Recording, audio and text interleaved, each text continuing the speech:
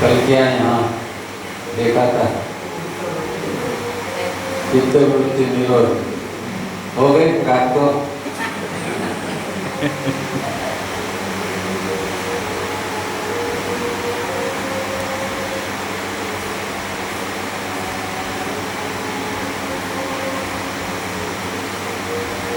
चित्तवृत्ति निरोध होती है तो फिर क्या होता है?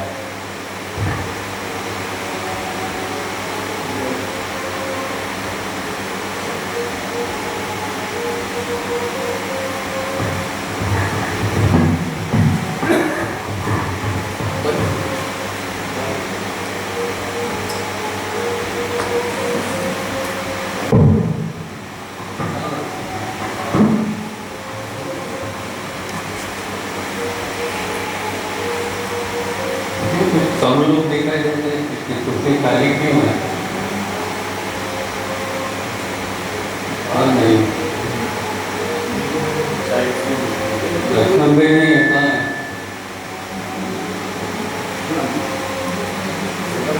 कोई लोग नहीं है।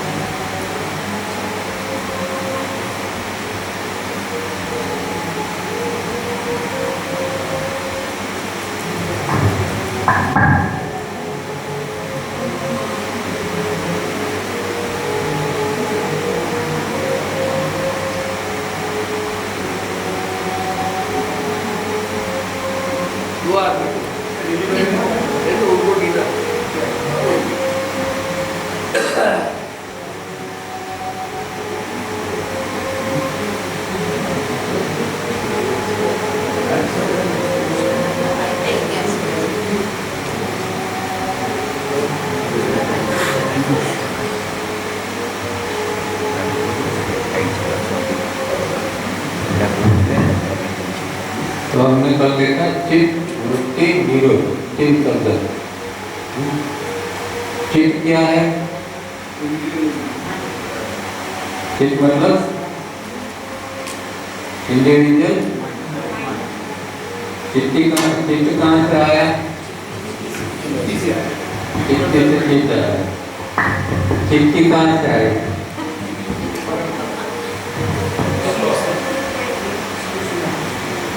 चित्त परमात्मा से आएगा, तो परमात्मा कहाँ से आएगा?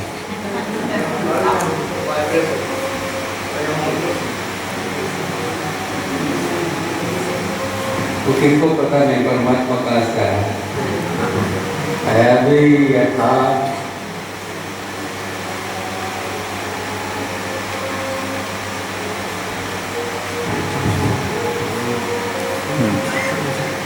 तो वृत्ति कितनी है? कौन सी? हाँ? कौन सी चीज? पाँच है। कौन सी? प्रमाण, विपर्य, विकल्प, निद्रा, स्मृति। हाँ, देखो लेडीज लोग को ज़्यादा समझ में आता है।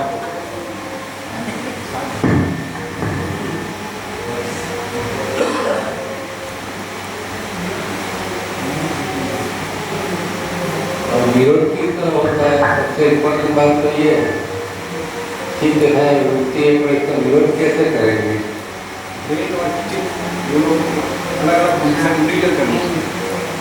दोनों को अलग करना है, चित्त और ब्रेन को।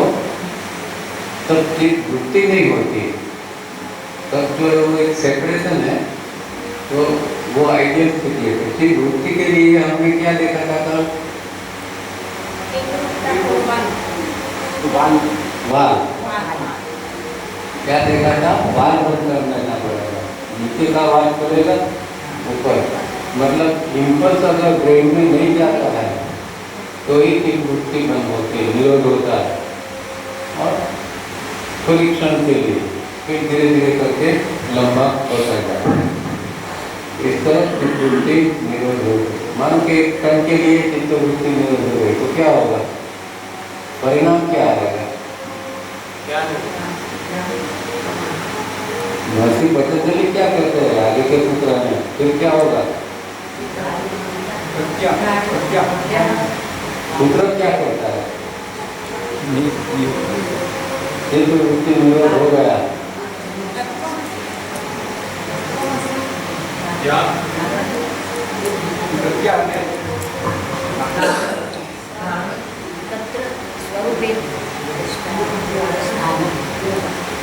माता जी बोलिए, तदा वस्तु स्वरूपे अवस्थानम क्या होता है? तदा मतलब इसके कारण निरोध हो गया तो क्या होगा? स्वरूप द्रष्टु मतलब दृष्टा स्वरूप अवस्थान, वो तो खुद के स्वरूप के अंदर आ जाएगा। तो दृष्टा कौन? चित्त।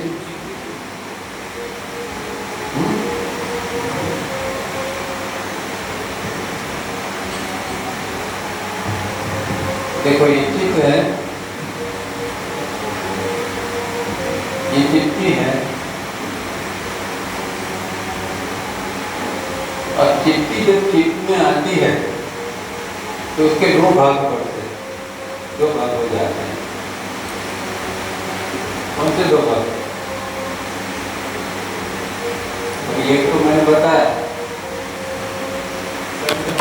दृष्टा, एक दृष्टा और दूसरा हाँ जी है ना?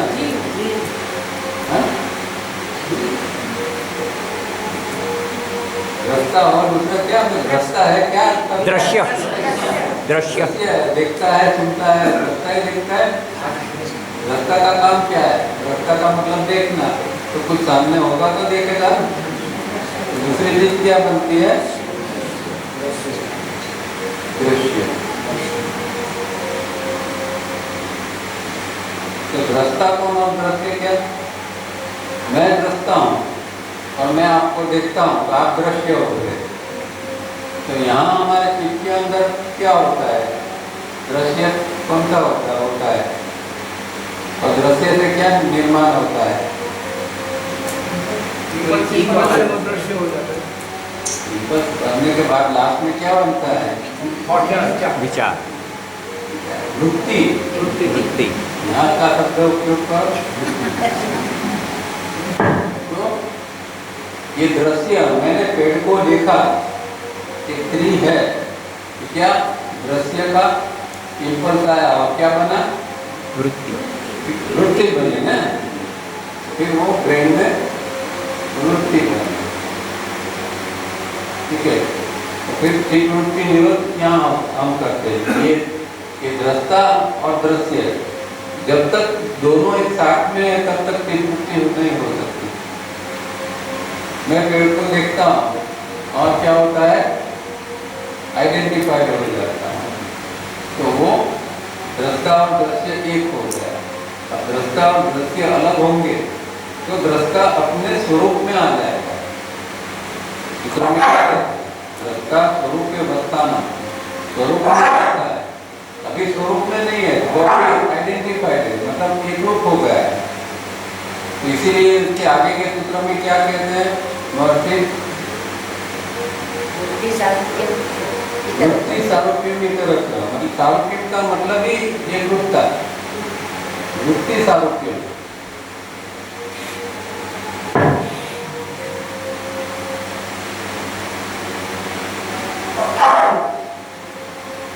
सारूप्यम मतलब क्या है?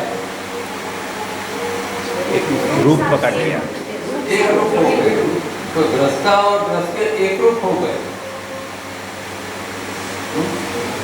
दृष्टा और दृश्य जब एक रूप होते हैं तो वो चित्त वृत्ति वहां नहीं होती। चित्त वृत्ति करने के लिए तो क्या हुआ? दो स्थिति बनी नहीं। कौन सी दो स्थिति बनी? अब बताओ, दोनों यहाँ मैंने बताया। चित्त अंदर आया, अब चित्त की दो स्थिति बनी। एक इम्पल्स आया अंदर, बराबर, तो क्या हुआ? वृत्ति बनी। तो वृत्ति सारूप्यम हो गया कि दृष्टा स्वरूप अवस्था न हुआ? दो स्थिति बनी ना। मैं पेड़ को देखता हूँ तो या तो मैं आइडेंटिफाई होके देखता हूँ या दृष्टा के रूप में देखता हूँ, दो स्थिति बनी कि नहीं? हाँ?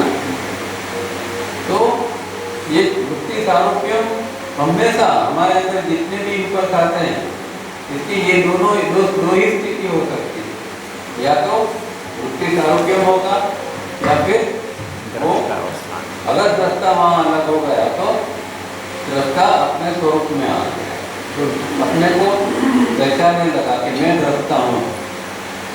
अब हम 99% जो है वो वृत्ति सारूप्यम की अवस्था में ही जीते हैं। अभी आप सुन रहे हैं तो वृत्ति सारूप्यम में है, आपको दृष्टा का भान नहीं है, भाव नहीं है।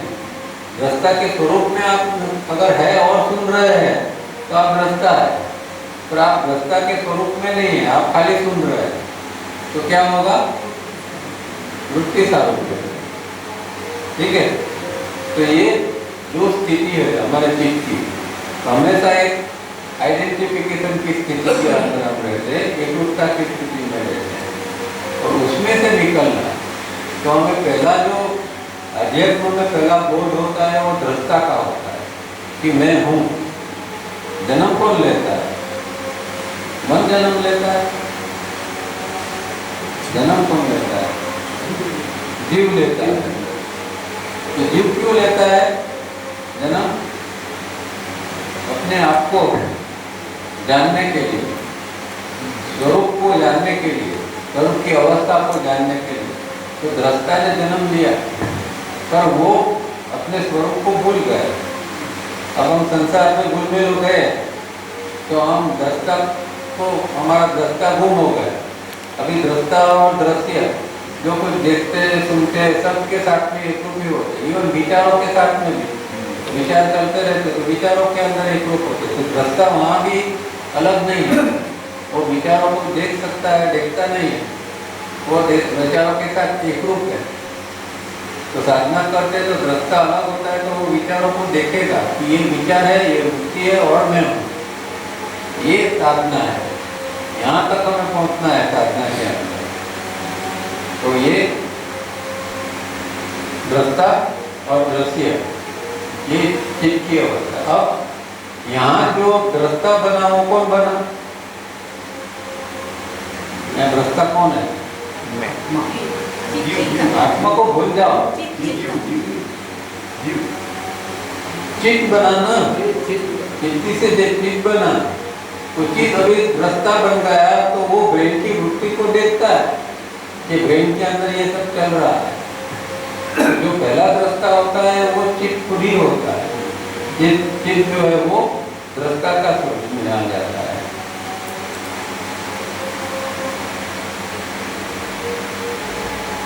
तो दृष्टा और साक्षी में क्या फर्क है? दृष्टा और साक्षी में क्या फर्क है? आप सुनते होंगे YouTube पर वीडियो पर कहते हैं कि साक्षी ये है, दृष्टा ये है। इसका भाव नहीं होता, साक्षी का होता है। साक्षी हमेशा आत्मा ही होता है। दृष्टा जो है वो चित्त है, साक्षी है वो आत्मा है। इतना फर्क है, ये ध्यान में रखना। साक्षी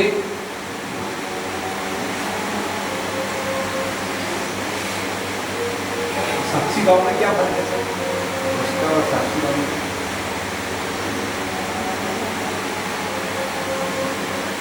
आत्मा जो है वो साक्षी है, मतलब कि विटनेस है, मतलब वो कोई भी गेम के अंदर इन्वॉल्व नहीं है। जो शरीर को, मन को दुख हो रहा है, सुख हो रहा है, अच्छा हो रहा है, बुरा हो रहा है, वो सब देख रहा है, उसको साक्षी कहते हैं। इन्वॉल्व नहीं है। इन्वॉल्व नहीं है, वो तो पहले से ही इन्वॉल्व नहीं है। वो गेम में आया, मतलब जब जनलोक से वो यहाँ आया तब से ये शर्त थी कि आप तुमको साक्षी बन के रहने का, तुमको इसमें गेम में प्ले नहीं करना है, एंटर नहीं होना है। तो उसका रोल हमेशा साक्षी का ही रहा। पर दृष्टा जो है वो दृष्टा का काम देखना है। इसका काम ये तो देखता तो है पर चुप रहता है। ये दृष्टा जो है वो चित्त है, तो वो उसका काम ब्रेन के साथ जुड़ा हुआ है कि ब्रेन क्या कर रहा है, ब्रेन को गाइडेंस देना, ब्रेन के ऊपर लाइट फेंकना, चिप लाइट फेंकता है प्रकाश, तो ये काम जो होता है वो दृष्टा करता है। तो दृष्टा जो है वो चित्ती का भाग है, ये सारा का सारा जो है वो प्रकृति है, ये पुरुष है। पर समझो कि दृष्टा प्रकृति का भाग है और साक्षी जो है वो पुरुष का भाग है, ये पुरुष है। तो वही तत्व है ब्रह्मांड के अंदर, पुरुष और प्रकृति। तो ये सारा की सारा जो खेल है वो प्रकृति का है और दृष्टा जो है वो भी प्रकृति का भाग है, पर साक्षी जो है वो आत्मतत्व है। बराबर? फिर अवस्था में फिर धीरे धीरे धीरे धीरे करके वो क्षीण होता जाता है, लंबे समय तक निरोध होता जाता है। तो योग सूत्रों में लास्ट में क्या कहते हैं? दृष्टा स्वरूपे प्रतिष्ठान और प्रतिष्ठित हो गया, परमानेंट। ये तो अवस्था है, अवस्था का मतलब आता है जाता है वो है। प्रतिष्ठा मतलब कि एस्टैब्लिश हो गया। तो लास्ट में ये दृष्टा जो है वो एस्टैब्लिश हो जाता है। अभी निरोध हुआ, फिर से फिर वृत्ति आएगी, फिर निरोध हुआ, फिर वृत्ति आएगी, इस तरह की स्थिति बनती है। लास्ट में जो बनेगी तो वो निरोध की स्थिति है, तो वो स्वरूप प्रतिष्ठान।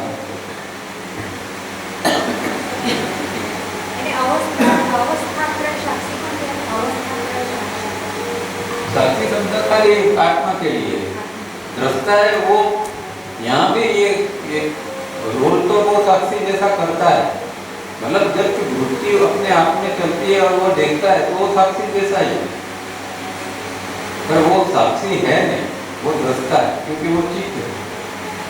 साक्षी जो है वो आत्मा है, तो उसका काम भी वीकनेस का तो है। तो मैं देखता हूँ कि मेरे अंदर गुस्सा आ रहा है, तो कौन देखता है? तो दृष्टा देखता है कि मेरे अंदर गुस्सा आ रहा है। दृष्टा है वो दृश्य है और देखने वाला है वो दृष्टा है। दृश्य बाहर है ऐसा नहीं, दृश्य अंदर भी है। मुझे गुस्सा आता है, इच्छा होती है, लालच होती है, और अगर मैं देख सकता हूँ कि हाँ ये लालच आई है, अभी ज़्यादातर वहाँ भी वृत्ति सारूप्य में होता है, एक रूपता ही होती है, तो हम देख नहीं सकते कि गुस्सा आया या अभी लालच आ गया, क्योंकि स्थिति हमेशा वृत्ति सारूप्य में रहती है। वहाँ अगर हम सेपरेट हो सकते, सेपरेट होकर देख सकते कि हाँ ये गुस्सा मैं नहीं हूँ, गुस्सा मेरे में आ रहा है, तो सेपरेशन अगर हो गया तो वो दृष्टा है। सेपरेट हो गया वो दृष्टा है, वो देखने वाला है।